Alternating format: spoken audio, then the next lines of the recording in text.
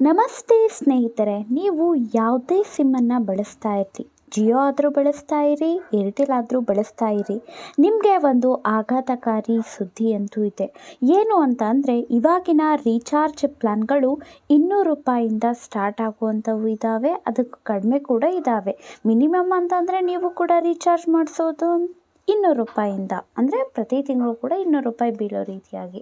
ಆದರೆ ಅದು ಬೇಕಾಗಿದ್ದರೆ 1000 ರೂಪಾಯಿಗೂ ಕೂಡ ಹೋಗ್ಬೋದು, 2000 ರೂಪಾಯಿಗೂ ಕೂಡ ಹೋಗ್ಬೋದು. ಯಾಕೆ ಜಿಯೋ ಮತ್ತು ಏರ್ಟೆಲ್ ಈ ರೀತಿ ಮಾಡಬಹುದು, ಏನಾಗುತ್ತೆ ಅನ್ನೋವಂಥದ್ದನ್ನು ನಾನು ನಿಮಗೆ ತಿಳಿಸ್ಕೊಡ್ತೇನೆ. ಅದಕ್ಕೂ ಮುಂಚೆ ನೀವೇನಾದರೂ ನಮ್ಮ ಚಾನಲ್ಗೆ ಹೊಸಬ್ರಾಗಿದ್ದು ಇನ್ನೂ ಕೂಡ ಸಬ್ಸ್ಕ್ರೈಬ್ ಮಾಡ್ಕೊಂಡಿಲ್ಲ ಅಂತ ಅಂದರೆ ದಯವಿಟ್ಟು ಸಬ್ಸ್ಕ್ರೈಬ್ ಮಾಡಿಕೊಂಡು ಸಪೋರ್ಟ್ ಮಾಡಿ, ಮತ್ತು ಒಂದು ಲೈಕ್ ಮಾಡೋದನ್ನು ಮರಿಬೇಡಿ. ಇತ್ತೀಚೆಗಷ್ಟೇ ಎಲ್ಲ ಕಡೆ ನ್ಯೂಸ್ ಆಗ್ತಾ ಇರೋವಂಥದ್ದು ಏನು ಅಂತ ಅಂದರೆ, ವೊಡಾಫೋನ್ ಐಡಿಯಾ ಕಂಪನಿ ಅನ್ನೋವಂಥದ್ದು ಮುಚ್ಚಬಹುದು. ಯಾಕೆ ಅಂತಂದರೆ ತುಂಬಾ ಸಾಲವನ್ನು ಮಾಡ್ಕೊಂಡಿರುವಂಥದ್ದು, ಮತ್ತು AGR ಅನ್ನೋವಂಥದ್ದು ಕೂಡ ಬಾಕಿ ಇದೆ. ಹಾಗಾಗಿ ಕಂಪನಿಯ ಸ್ಥಿತಿಗತಿ ಅನ್ನುವಂಥದ್ದು ಸರಿಯಾಗಿ ಇಲ್ಲ.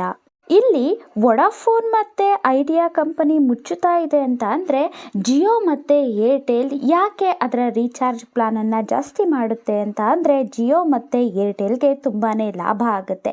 ಯಾಕೆ ಅಂತ ಅಂದರೆ, ನಮ್ಮ ಒಂದು ಇಂಡಿಯಾದಲ್ಲಿ ಇರೋವಂಥದ್ದು ಮೇಜರ್ ಅಂತ ತಗೊಂಡ್ರಿ ಅಂತ ಅಂದರೆ ಒಂದು 4 ಟೆಲಿಕಾಂ ಕಂಪನಿಗಳು. ಅದು ಯಾವ್ಯಾವುದು ಅಂತ ಅಂದರೆ Jio, Airtel, BSNL, Vodafone idea, ಇಷ್ಟೂ ಜಾಸ್ತಿ ಇರೋವಂಥದ್ದು. ಇದರಲ್ಲಿ ಇನ್ನು ಜಿಯೋ ಮತ್ತು ಏರ್ಟೆಲ್ ಪ್ರಬಲವಾಗಿ ಇದೆ. BSNL ಈಗೀಗ ಬೆಳೀತಿದೆ ಅಂತ ಹೇಳ್ಬೋದು. ಆದರೆ ವೊಡಾಫೋನ್ ಐಡಿಯಾ ಅನ್ನುವಂಥದ್ದು ಲಾಸ್ನಲ್ಲೇ ನಡೀತಾ ಇರುವಂಥದ್ದು ಗೊತ್ತು. ಆದರೆ ಇದಕ್ಕೆ ಗೌರ್ಮೆಂಟ್ ಹೇಗೆ ಸಪೋರ್ಟ್ ಮಾಡುತ್ತೆ? ಇವಾಗ ಕೋರ್ಟ್ ಅಂತೂ ಹೇಳಿದೆ, ನಾವು ಮಧ್ಯದಲ್ಲಿ ಬರ್ತಾ ಇಲ್ಲ, ಆದರೆ ಸರ್ಕಾರ ನಿಮ್ಗೇನಾದರೂ ಸಪೋರ್ಟ್ ಮಾಡೋದಿತ್ತು ಅಂತಂದರೆ ಬೆಂಬಲವನ್ನು ನೀಡಬಹುದು ಅಂತ.